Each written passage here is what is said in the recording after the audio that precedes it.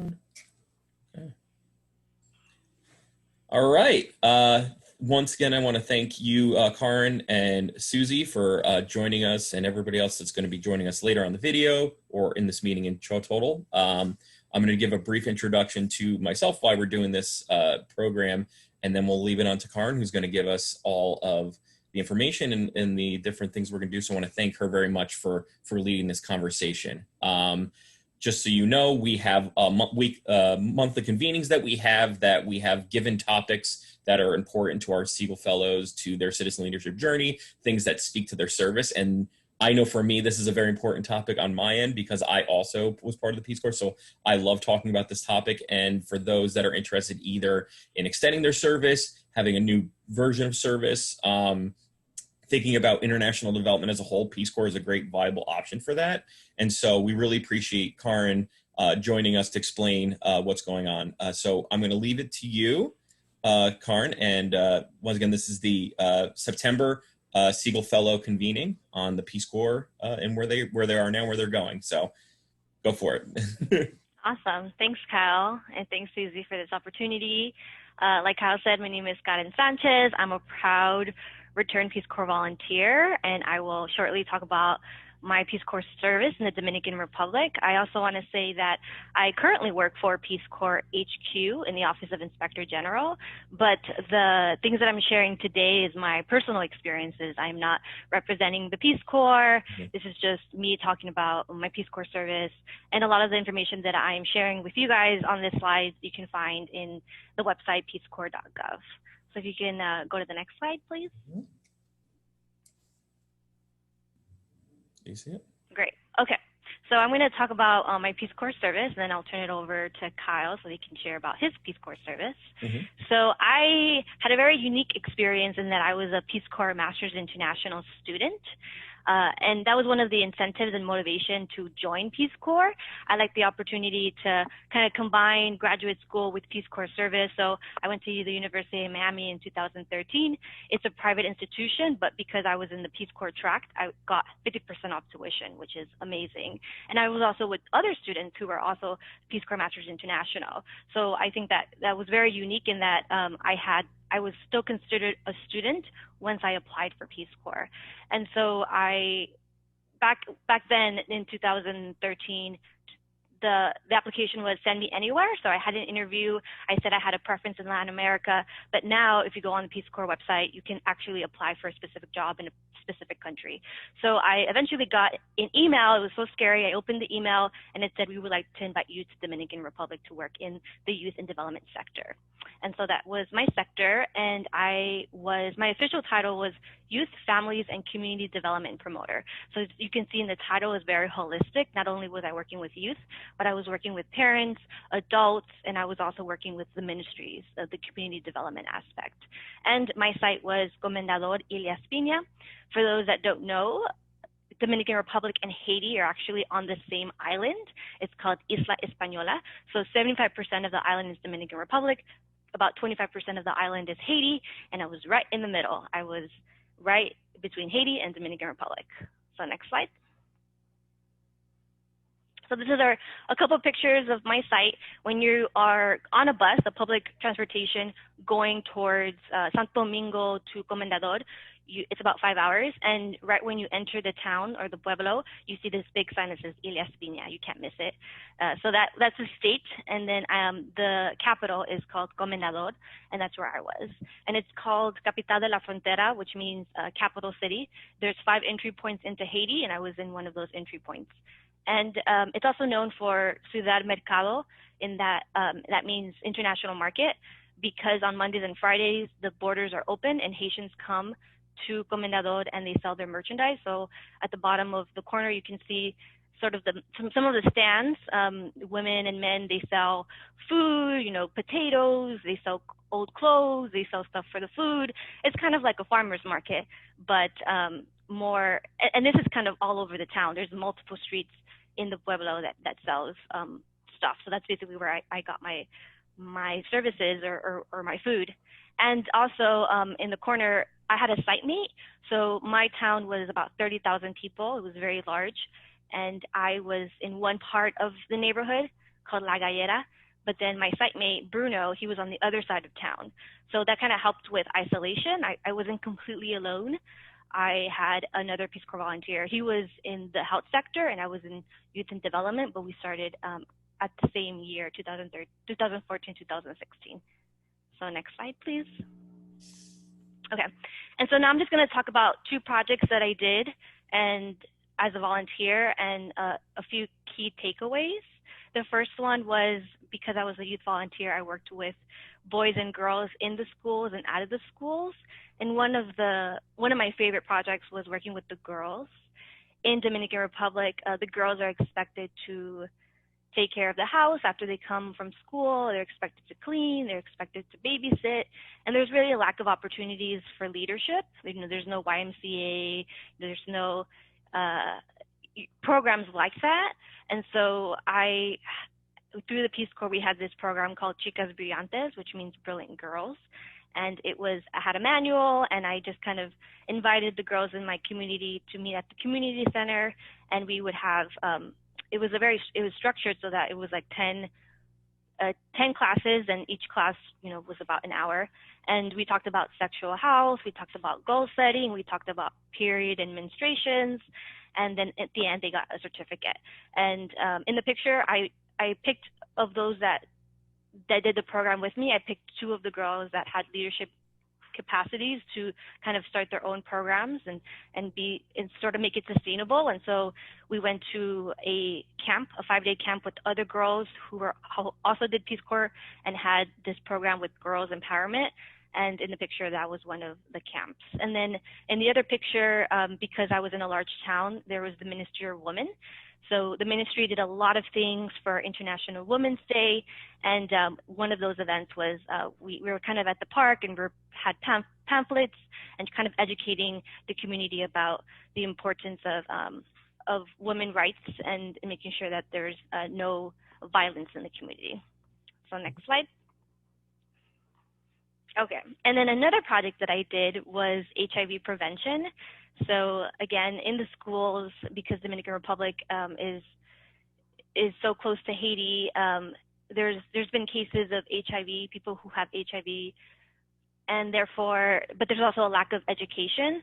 There's a lack of sexual ed education, and there's often myths about how HIV is prevented or transmitted. You know, sometimes people think that if a mosquito bites you, they'll get HIV, and that's obviously a myth. The only way you can get HIV is through 3 ways. So as a volunteer, I was trained to be an HIV prevention facilitator, and so one of the programs that we did was Deportes para la Vida, which means Sports for Life. And it's a very cool program because you combine sports as a way to teach children life skills, and in particular HIV.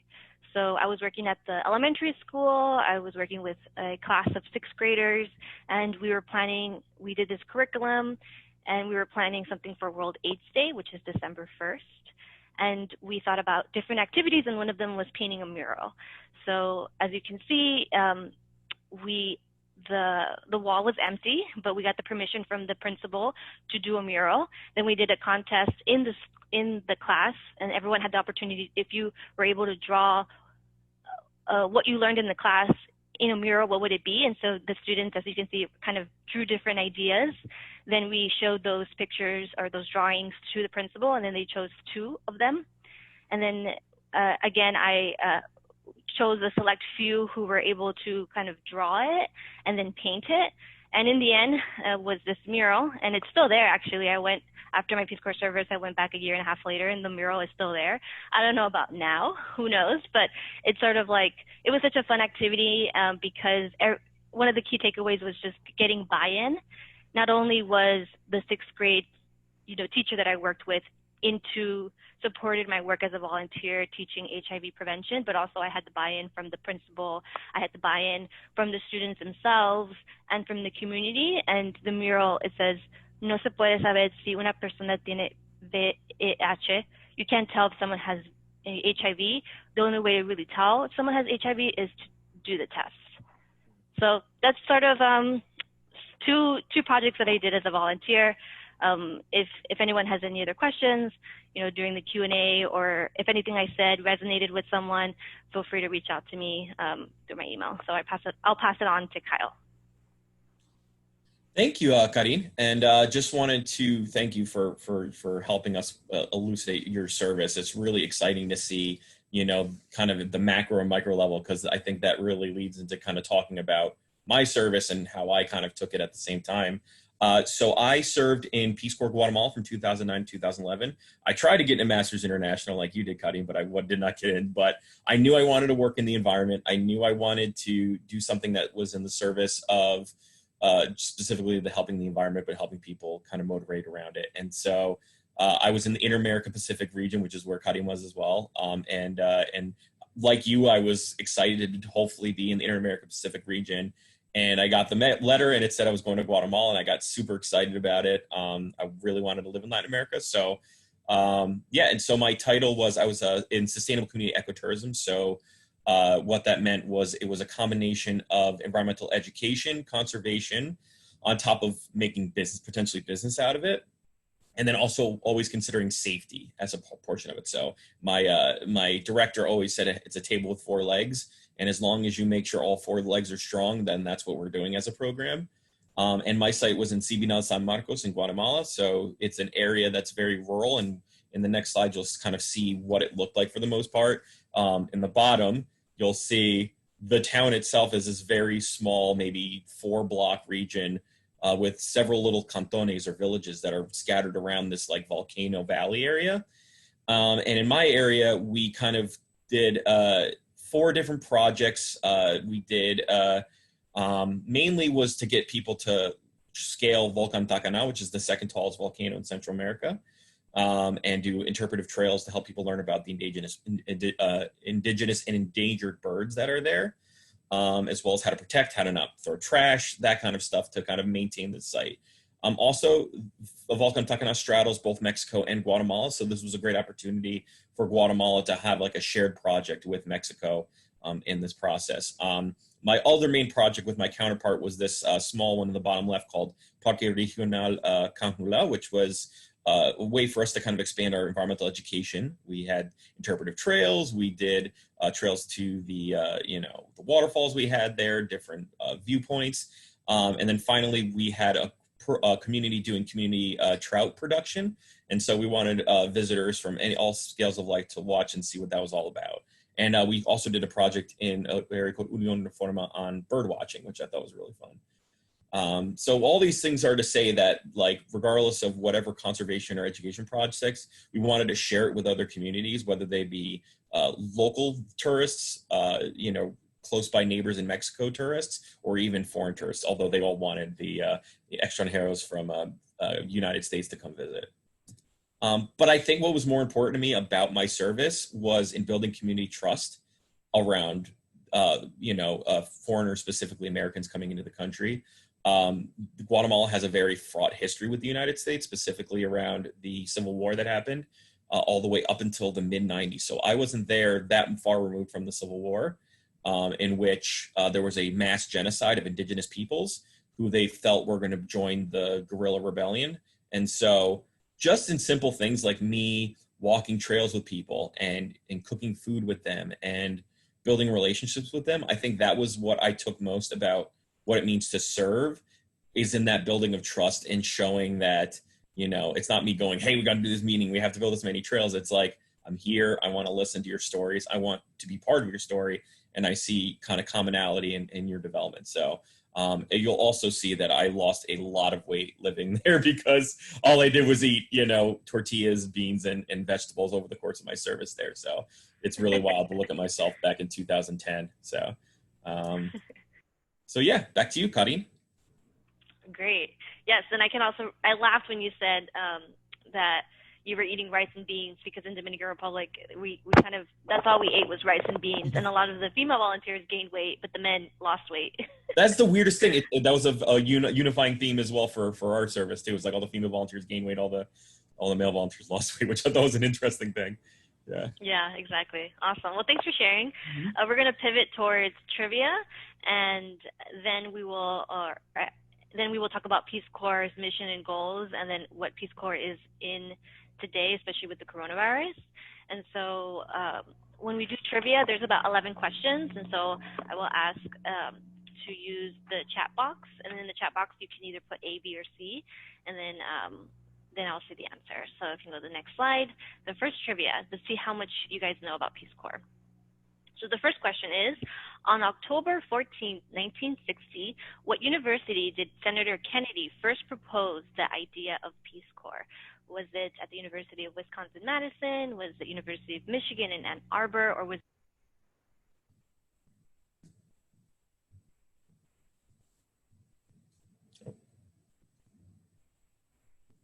it the you need to check. Okay, so we have one answer is B, and that is correct. So the answer was University of Michigan, Ann Arbor. And something interesting about this is that, you know, at the time, Senator Kennedy was running for president. He was on the presidential campaign. He was at the university. Students heard that he was coming to the university, and there was a crowd that formed. And so he actually gave this speech at 2 in the morning. And it really resonated with the students, this idea about Peace Corps.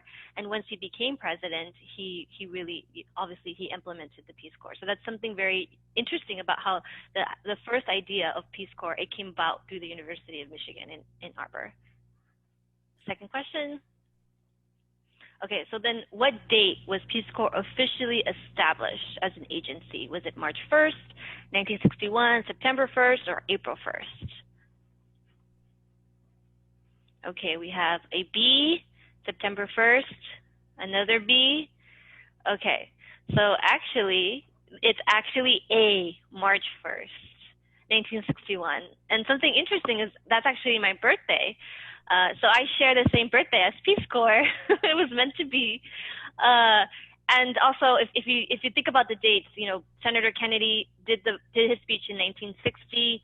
By 1961, he was president, and it was established on March 1st. So this was something that he did during his 100 days of his administration. So this was something very early on, and something that the American people really wanted. So, and even now, you know, it's still a Peace Corps agency. Next question. So how long do Peace Corps volunteers serve? Is it 1 year, is it 2 years, or is it 2 years and 3 months? Yes, correct. It is C, 2 years and 3 months. So I know for the Segal program, there's a lot of AmeriCorps members, and usually that is 1 year. It's considered like the domestic Peace Corps.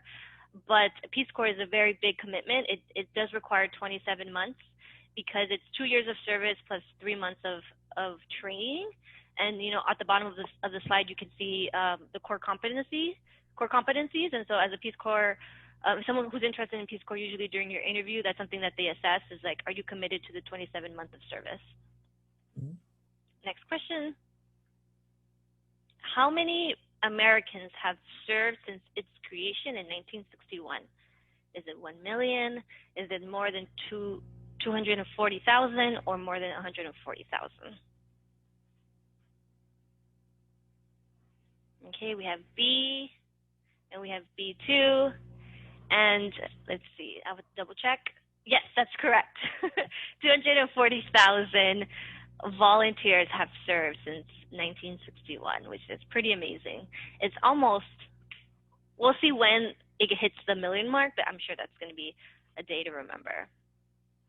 Okay, question 5.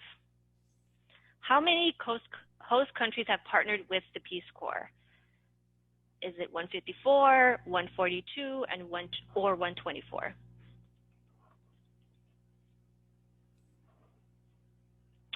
We have B and we have A. So the correct answer is 142. So Susie, you're right. 142 countries have partnered with the Peace Corps, and something important is to know is that they're host countries. So, you know, Guatemala or Dominican Republic, they're the ones that reach out to Peace Corps and say, we want to have Peace Corps volunteers. It's never Peace Corps reaching out to countries. And so that's really the approach to community development or grassroots, in that it's always a partnership. It's not like, you know, the other way around. Okay, next question. What is the gender breakdown of Peace Corps volunteers in 2019? Are there more females? Are there more males? Or is it even? Okay, we have C and we have A. And the answer is A. So there's more females than males, about 65% female and 35% male. And I also remember my cohort in 2014, there was 40 of us, and the majority of us were women.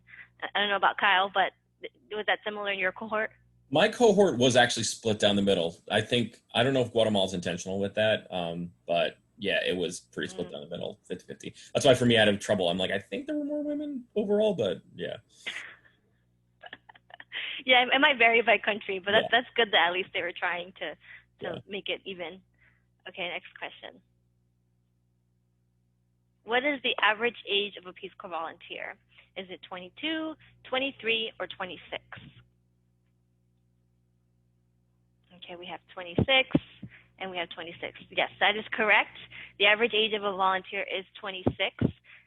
Also, I think most people do Peace Corps out of undergraduate, so usually 22, 23, but Peace Corps, you just have to be 18 years and older. So you do have volunteers that are 50 in their 60s, and so that if you combine all those ages, it kind of makes the average a little bit higher. When I did Peace Corps, I was 24. What about you, Kyle? I was right out of college, so I was about 22, but I also remember that I was, after being in the Peace Corps, after serving for about a year, we were training new volunteers, and I trained an 86-year-old man at that time. Wow, that's so cool. I remember that was very nice. 86? 86 was learning sustainable community ecotourism, and it was really great. The two of us making beads together and stuff like that. So, like, you know, crafts that had to work with like women groups and stuff like that. It was really fun. Yeah, that's amazing. Okay, next question. Okay, so how many Peace Corps volunteers self-report in a survey as minorities? Is it 45%, 34%, or 15%?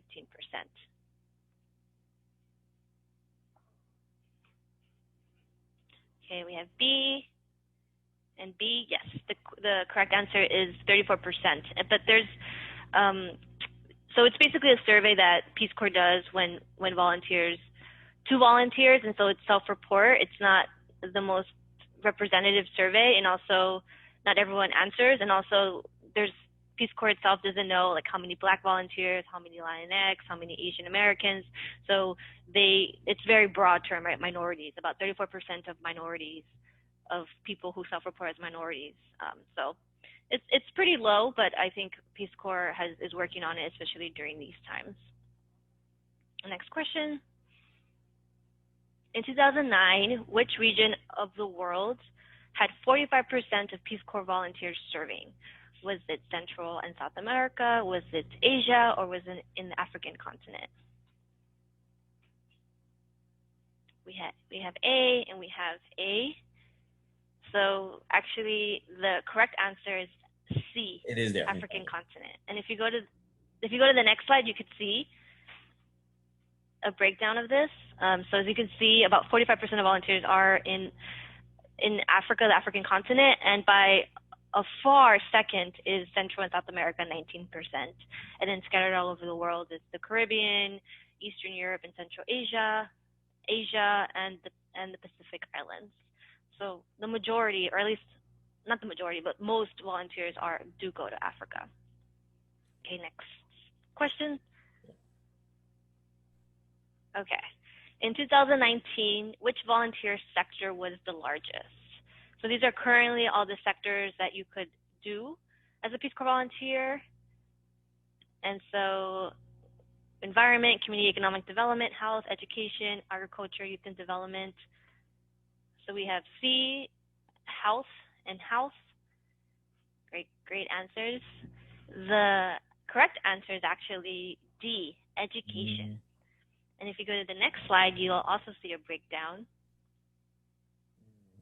So about 42% of volunteers focus on education, meaning that they're either placed in schools and are like teacher aides, help teachers through their development, whether it be like literacy projects, making sure that working with students so that they can improve their reading skills. They also build libraries, or they teach English. So that's what the education sector does. But as Kyle and I can attest, we didn't do education. We did youth and development and community economic development. And I think one thing that's okay. Last question. Well, before we get to that last question, one thing I wanted to like elucidate to people that might be like, I don't fit into any one of these things. Like, say that you've done sociology as a degree, or you've done any number of different things where you might not feel like you fit into these like buckets and stuff like that. I would say for anybody out there that they'll find a spot for you in that way, and you can learn on the fly individual things like education can be a specific education that you can pick up a mastery of over the course of your 3 months training. So I don't want this to also be like, oh, I don't see myself in this chart, so I don't think I can apply. Please, like they'll definitely find a space for you. I had a person who had a library studies degree who did sustainable community ecotourism. So you have a way of getting in, Yeah, that's very true. And if you go on the Peace Corps website, they give you like certain hours. So if you want to be in youth and development, like you don't necessarily, maybe you babysat, or maybe you were a tutor, or like, especially with kids, like, or even in general, you don't have to be in youth and development sector to work with kids. Like, you could be in agriculture and still work with the kids in your community. So this is just like one way into learning skills and building on your experience. Okay, so this is the last question. It's one of my favorites because I think most people don't know this. Which president's mother joined the Peace Corps at age 68? Was it George W. Bush, Lyndon B. Johnson, or Jimmy Carter?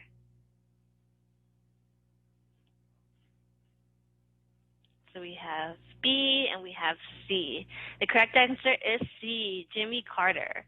So Jimmy Carter's mother actually did the Peace Corps at 68. She went to India, and she had a great experience. And in her honor, there's also the president has a presidential presidential center, presidential library, and because of that legacy of like his mother had done Peace Corps, they have this award in honor of her, and so they give it to return Peace Corps volunteers. And I know that the presidential library always does events trying to promote Peace Corps and making sure that people know about it. So I think that's a very funny and interesting fact about Jimmy Carter. Okay, so we're going to switch towards currently the Peace Corps mission and goals. Like I said during the beginning of trivia, Peace Corps was created in 1961, and the mission has stayed the same and hasn't changed ever since then. And so the Peace Corps mission is to promote world peace and friendship, hence Peace Corps. And Peace Corps does that by doing 3 goals, and that's how they fulfill their mission. So the first goal is to help people of interested countries in meeting their needs for trained men and women. The second goal is to help promote a better understanding of Americans on the part of the people served. And then the last goal is to help promote a better understanding of other people on the part of Americans. And I know Kyle will talk about the third goal a little later, but it's kind of important because the first 2 goals talk about how as a Peace Corps volunteer, you're going to a country, you're serving their need, and you're also promoting a better understanding of Americans. But once you come back to the United States, you still have a responsibility to promote your country, the country that you served, and help people understand other people of the world, to help build friendship and world peace. So it's kind of interesting that even in 2020, this is still the Peace Corps mission and the 3 goals. Next slide. So what does Peace Corps look like today? And that's a very big question because a lot of things have changed. The Peace Corps director is appointed by the president, and so the current director is Dr. Jody Olson. She's the 20th Peace Corps director, and she's also a returned Peace Corps volunteer. She did it in the 60s in Tunisia. but she also was very involved in Peace Corps, the agency. She was a country director.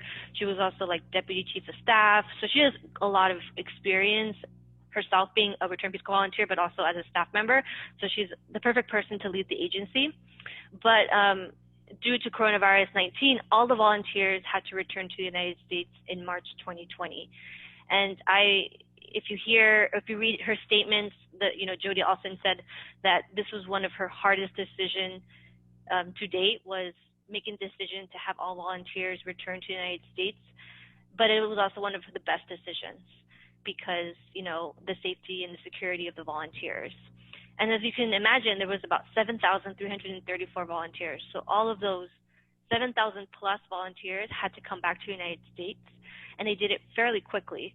So, you know, the staff had to, you know, make sure that they had the flights, and they were in 51 countries. If you're interested in more, I know a lot of the evacuated volunteers, you know, they tried to share their stories, but a lot of them said that, you know, it was kind of traumatic because they were told to quickly evacuate, and a lot of them didn't. They had it packed quickly. They still had projects that were midway.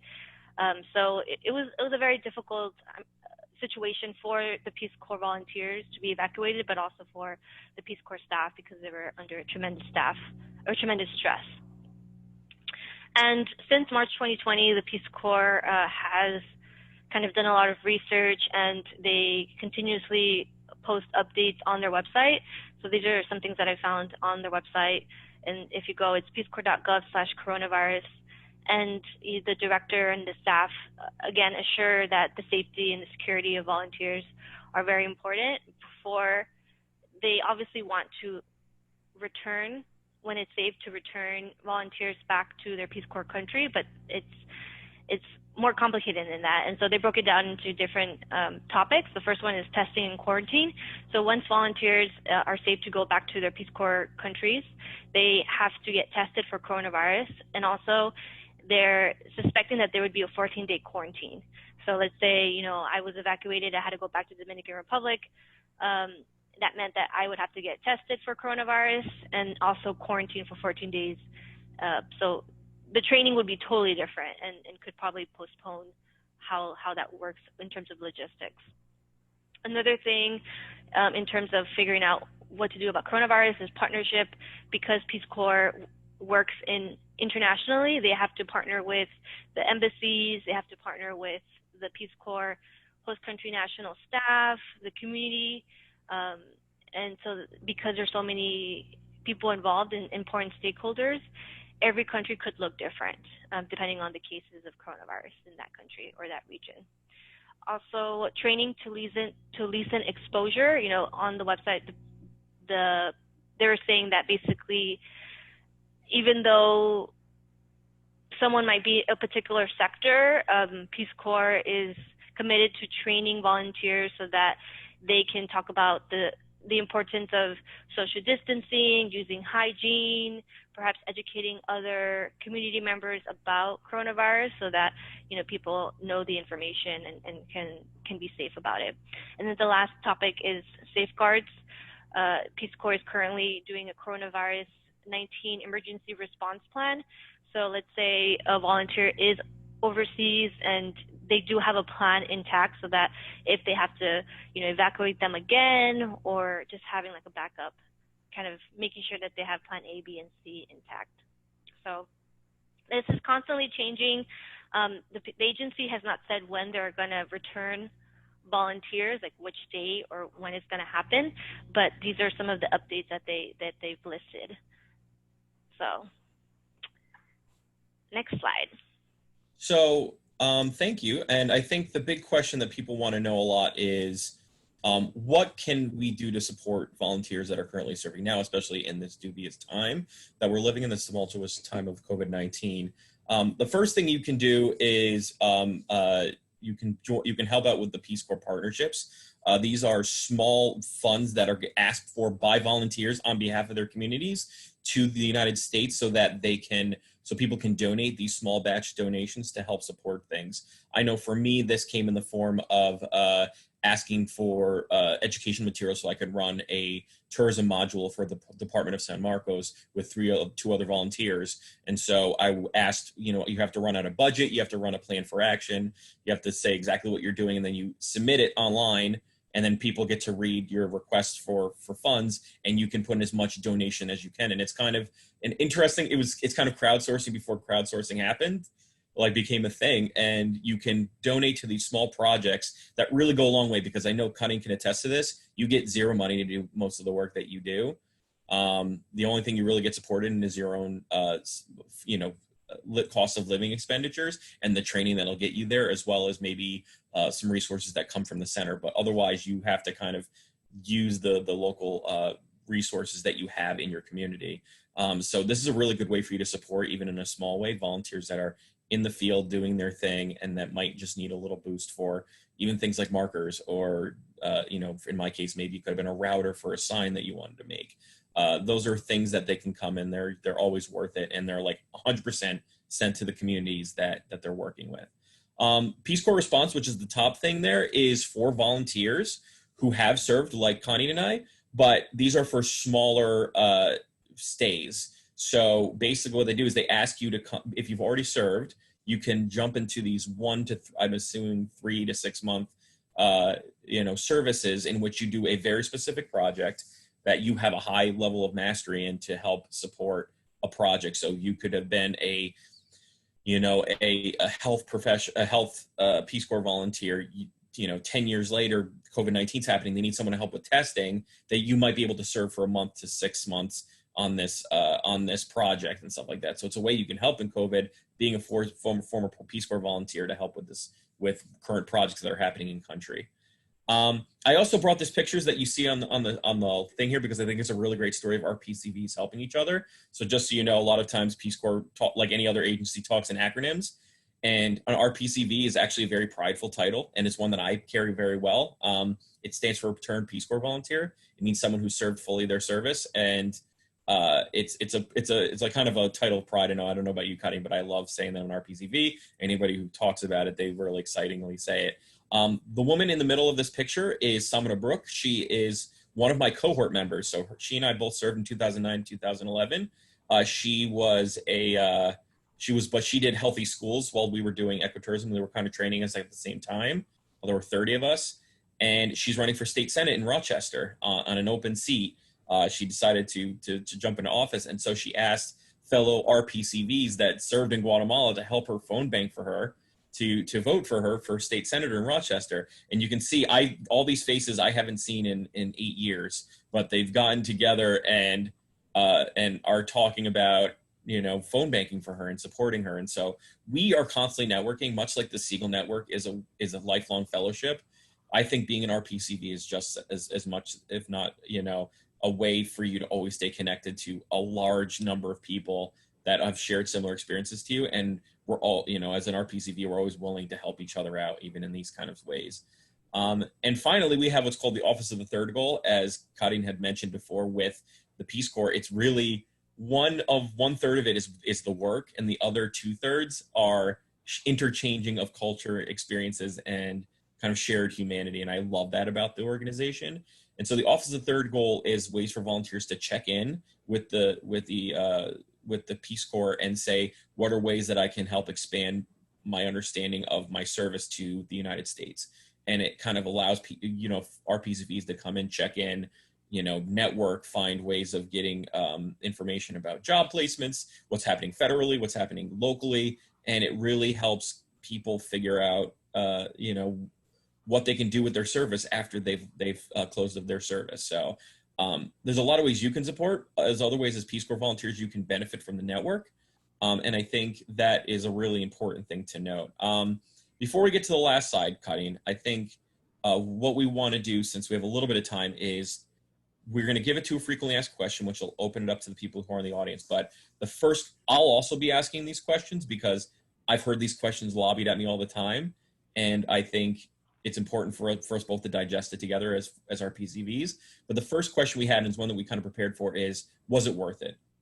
Was it worth it to do this 27 months, to live in a country in the global South, to have minimal resources and means and kind of be a fish in water to join this almost lifelong fellowship. What were your experiences, Kareen? Did you say it was worth it to do your service?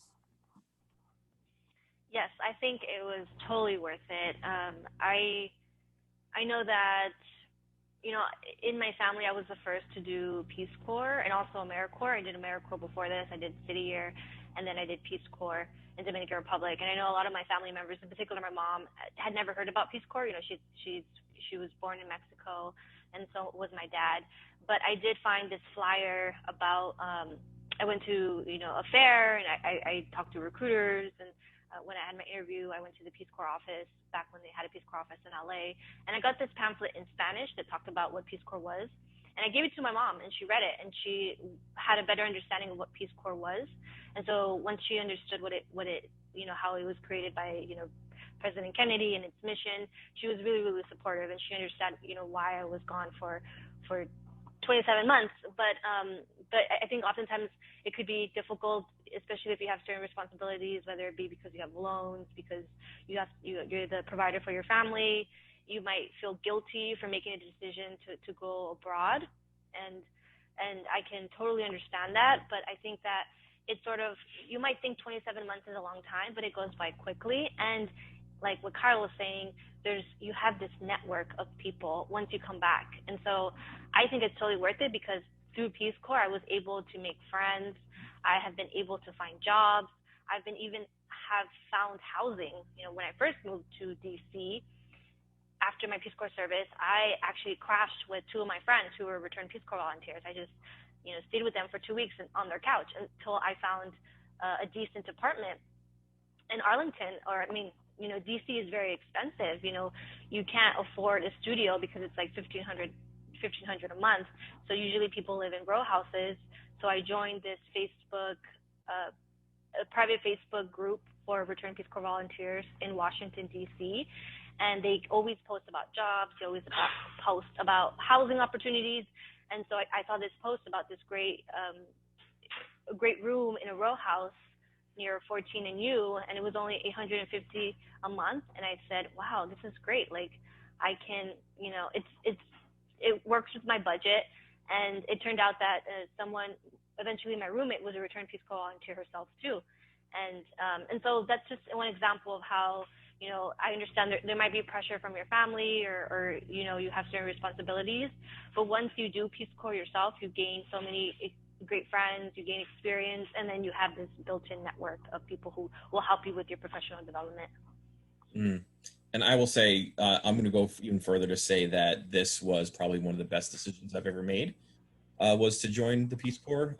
I would say it's also, I'm not going to say that it's going to be easy to serve all the time. I know that when I got there, I was in the middle of, I had this idea of what volunteerism was going to be, that I was going to be with a lot of people. I was going to be kind of serving and doing projects that were laid out for me. But when I got there, I was the only extra on Harrow within 2 hours of another person that I knew from my training site. I was in a very rural community where only half the people spoke Spanish. And it was very trying for the first 6 months for me to get used to the idea that, like, I'm on my own doing my own thing. And I think for me, that really helped me mature as a person. It really matured my idea on the world in general.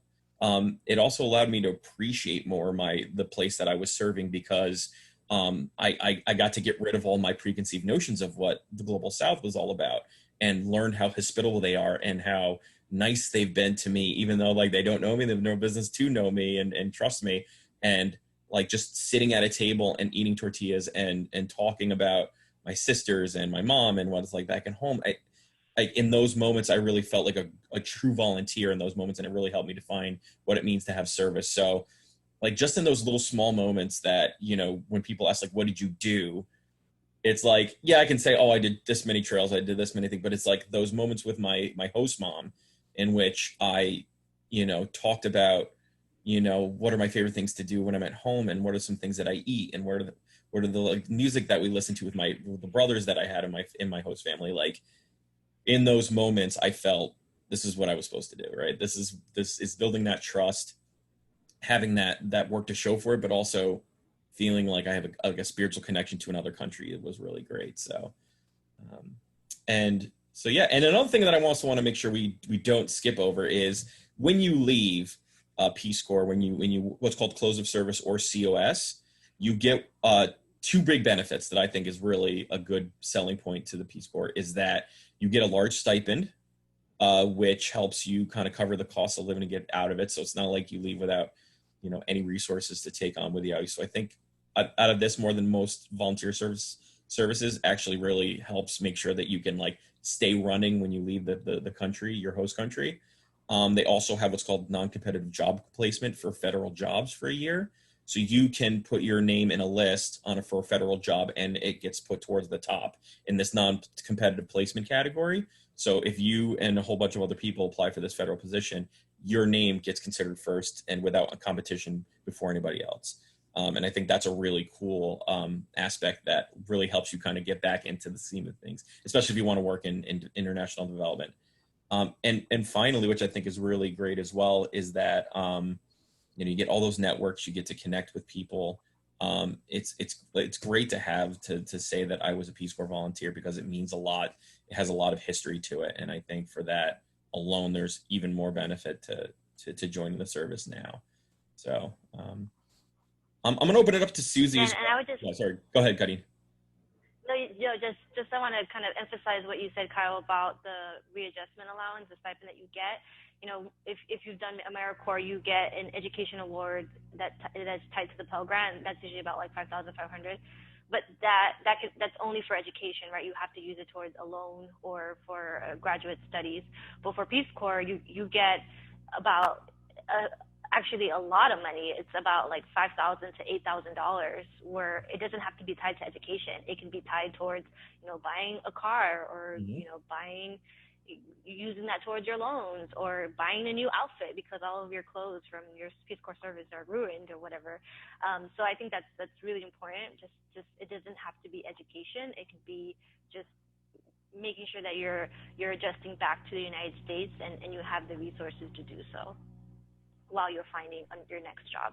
Right. And I also was able to get benefits by getting a Coverdell Fellowship to help me with my graduate school degree too, which gave me 50% off my graduate education, which was nice. So that's another thing. Yeah, there's like a lot of great benefits to staying connected with the Office of Third Goal. We have a question from Susie. Susie, would you like to ask it since? Sure. And among the benefits, just speaking in our Brandeis and Heller hats, there's a huge scholarship given to a matching, I think, of scholarships perhaps given to Peace Corps RPCVs at the Heller School. So that's a really nice way that Heller reaches out to Peace Corps alumni and brings a lot into the program. But it's great to hear about each of your service experiences. And Karen, that experience you've had doing both AmeriCorps and the Peace Corps. And I don't know if you can speak to this because you're not in your official hat here, but not just for our live audience today, for those of you guys watching on recording later, it might be interesting to hear a minute or two more about your new job and how it is to be working for the Peace Corps, also being an RPCV, and how your Peace Corps experience tied into that, and if Segal tied into that at all. Yes, so great question. So I applied through USA Jobs to, before coming to Peace Corps, I was working at a temporary agency called the Commission, and then before the Commission, I was a Segal Fellow at Service Year Alliance. And so it's sort of like one service opportunity always leads to another service opportunity. And so I knew that I wanted to continue working in government, but the best way to apply for federal jobs is through USA Jobs. And if for anyone who's ever tried to apply, it can be very time consuming. The applications are very long. You might apply, you might not hear back from someone in months. But USA Jobs, they've kind of upgraded their website to make it a little bit more user-friendly, a little bit more easier, and they also help do webinars so that people understand how to apply, how do you tailor a federal resume, which might be a little bit different than a regular resume that's one page. And so the fact that, I had done AmeriCorps, that I had done Peace Corps, that I was a Segal Fellow, that looks good on my resume, and also for interviews. So even though I didn't have non-competitive eligibility, I did have other things on my resume that was interesting for a recruiter or for someone who had a job. So I applied for this job posting on USA Jobs through the Office of Inspector General, and a month later I got an interview. And during my interview, I talked about Peace Corps. I talked about the things I did as a Segal Fellow in DC, and I think that really set me apart from perhaps other people who perhaps, especially in the agency, there's a lot of returned Peace Corps volunteers who, because they like to recruit returned Peace Corps volunteers to the Peace Corps agency. I think that I kind of set myself apart knowing that I had done different types of service opportunities, just not just Peace Corps. And so now I got the interview. I had to do a background check, which was 3 months. And so that was very time consuming and very nervous because it took so long. But I finally got the job, and I started in August 2020. So it's kind of great to go back to an agency, but be there at the staff level. I work for the Office of Inspector General, which is sort of a separate entity. So basically the Office of Inspector Generals, they have to promote efficiency, help to make sure that the taxpayer money is well spent, and investigate any issues of fraud. So I work in particular, I work in the Office of Inspector General evaluations. So in my department, we evaluate Peace Corps countries. We go to, and we evaluate the agency to make sure that they are running efficient. And if you're interested, you can go on our website, peacecorps.gov, Office of Inspector General, and you can see all of the reports that have already been done. I remember in my interview, I mentioned that they had gone to Dominican Republic in, I think, 2008. And so they do a very, they have research questions, they interview Peace Corps volunteers in that country, you look at the data, and then you develop recommendations. So it's interesting because, like I said earlier, there's not currently Peace Corps volunteers, so we're not going to be going internationally to doing these evaluations, but the agency is still busy and kind of learning how Inspector Generals work. It's a little different in that my job is basically to evaluate Peace Corps, to make sure that to say what they're doing right and what they could improve on through reports. So I think that that's good. Obviously people don't like to hear what they're doing wrong, but in the end, the recommendations that the Office of Inspector General is giving to the Peace Corps, it's obviously backed by data and really important because, the agency has to adjust during these difficult times, and we all care about the agency. Great. And I would say one last piece of advice I would give as an RPCV is if you are even remotely considering it, I would still apply as soon as possible because it is a very long and involved process to finally join. It took me a year and a half to get into the service. So just from the time I applied in college to when I actually got to go, it took me a while. And it's a very competitive process too. So it will not hurt to get your name in there at the very least. And to get the process started would be really important. But speaking of applying, which I'm really good at, I'm very good at, segues, is to talk about the program that I serve currently, and that is the Eli J. and Phyllis N. Segal Citizen Leadership Program. We are a program, a fellowship, that's a lifelong fellowship. We provide emerging leaders with the opportunity to join other change makers who are collaborating across sectors and issues, along breaking down silos, creating solutions in pursuit of a more just and equitable world. Especially in an election year, I know a lot of people are thinking a lot about issues such as that. So want to know this is a great way to support people who've either served or wish to serve or really want to become change agents in their world. And this is, much like Peace Corps, a great opportunity to join a network of 128 current fellows and extended network of partners and founders. For those watching this, you can join us. There's an application process for Brandeis students that is happening. You can learn about all the different ways in which the different requirements to get in, as well as ways that you can sign up and apply online, which is listed below, which you can type in from your browser. So, so knowing that you know, can be an extension of your service is really nice. And we really not only support, you know, Peace Corps volunteers, RPCVs, but also National Service, City Year, AmeriCorps, you know, CNCS fellows, and also anybody who's just wants to join this kind of service in their life. And so it's a really great opportunity for those. So I want to make sure that gets plugged in before it's over. But Kareen, thank you so much. We're going to close the conversation, but I know I'm very open to talk about my service whenever I want. And Connie, is it okay if someone reaches out to us and says, Kyle, I really love talking about Kareen and her service at Dominican Republic, can we have them talk to you? Yes, I'm always a resource. If people could email me, people can find me on Facebook. I'm always available to give tips on like how to apply or talk about more about my Peace Corps service. I'm always willing. Absolutely. So thanks again. And I want to make sure we all have you all have a great week. And thank you for anybody that just watched on the recording. And I'm going to end now.